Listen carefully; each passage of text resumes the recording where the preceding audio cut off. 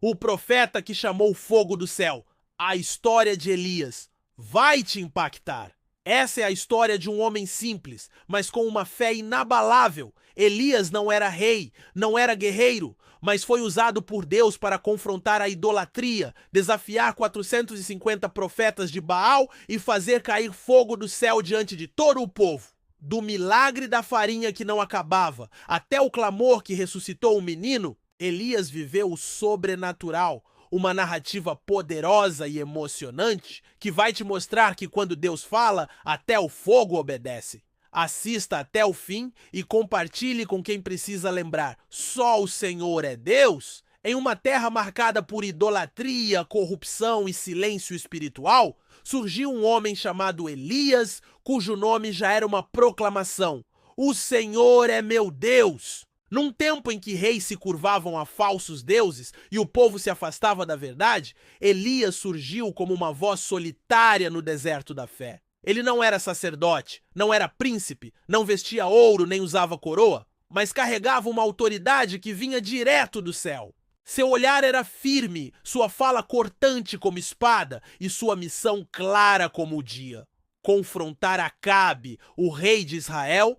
e denunciar a idolatria a Baal, o Deus da fertilidade e da chuva. E assim, diante de todo o povo e da corte real, Elias profetizou: não cairá orvalho nem chuva nestes anos, senão segundo a minha palavra. E com isso, o céu se fechou.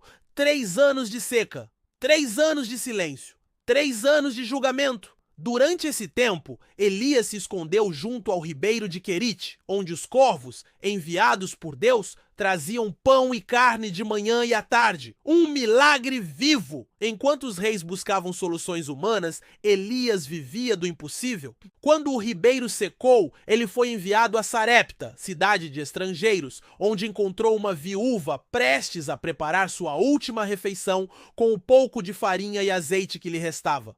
Mas Elias atestou com palavras que desafiam toda a lógica humana: faz primeiro para mim. E quando ela obedeceu, a farinha nunca mais acabou, o azeite nunca mais secou. E como se isso não bastasse, o filho da mulher caiu morto. Mas Elias clamou, chorou, se lançou sobre a criança e Deus ouviu.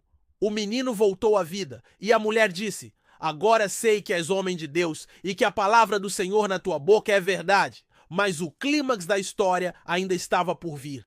3 anos depois do início da seca, Elias desce da montanha para confrontar a escuridão. Ele desafia os profetas de Baal, todos os 450, para um duelo espiritual no alto do Monte Carmelo. Ali, diante do povo e da elite religiosa, ele propõe: se o Senhor é Deus, segui-o. Se Baal é Deus, então segui-o.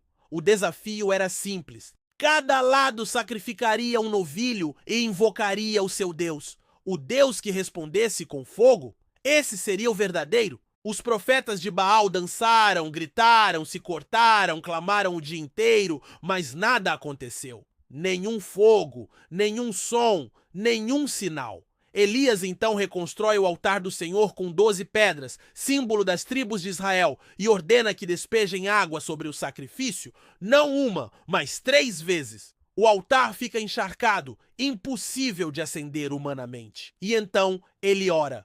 Uma oração simples, mas cheia de poder: Senhor, responde-me, para que este povo saiba que tu és Deus. E então, fogo! Uma chama desce do céu com fúria, consome o sacrifício, lambe a água, queima as pedras, e o povo cai com o rosto em terra, gritando: só o Senhor é Deus! Só o Senhor é Deus! Mas mesmo depois da vitória, Elias não encontra paz. A rainha Jezabel, furiosa, promete matá-lo. Ele foge para o deserto, cansado, deprimido, desejando a morte. Um homem que enfrentou reis e fogo agora é vencido pelo medo. Mas é ali, sob uma árvore, que Deus o encontra de novo. Não com fogo, não com terremoto, não com vento forte, mas com um sussurro suave. E naquele silêncio, Elias entende: Deus não o abandonou. Ainda havia propósito, ainda havia batalha, ainda havia um remanescente fiel. Elias não foi apenas um profeta, ele foi um divisor de águas, um símbolo de coragem, obediência e intimidade com Deus. E sua história nos lembra que mesmo quando tudo parece perdido, o Senhor ainda é Deus e ele ainda fala, às vezes no fogo, às vezes no silêncio, mas sempre no tempo certo.